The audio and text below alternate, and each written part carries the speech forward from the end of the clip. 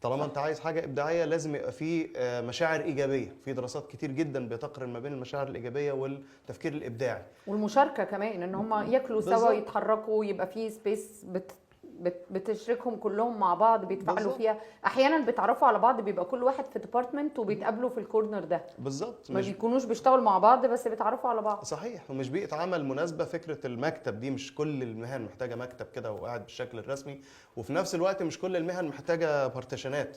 يعني حسب طبيعة المهنة. يعني أحيانا بحتاج اسوشيالايز مع الناس، بس في حاجات بحتاج أعملها وأنا منفصل تماما في كيوبيكل كده أو في مكتب مقفول عليا عشان أقدر أخلص الحاجة اللي محتاجة تركيز دي. مثلا واحد بيعمل حسابات دقيقة أو مدقق لغوي أو وات ايفر الحاجة إيه، أحيانا بيحتاج يعمل ده. بس ده مش معناه ان خلاص لما في بريك مثلا، في اجتماع، في بيسوشيالايز مع الناس اللي حواليه، لازم ده يبقى متاح برضه. يعني عشان ما يعني غلط ان احنا نفصل ما بين الحياة والعمل. في العصر اللي احنا فيه ده ما عادش ينفع. زمان كان بوابة الشركة هي الفاصل ما بين الحياة والعمل، خرجت خلاص الشغل بقى ورايا. دلوقتي لا، هو في دماغي طول الوقت وفي الموبايل طول الوقت، ورغم ذلك بقعد في الشغل عدد ساعات كتير طول، يعني وقت طويل. فمحتاج على الاقل ان يبقى الموضوع دمه خفيف.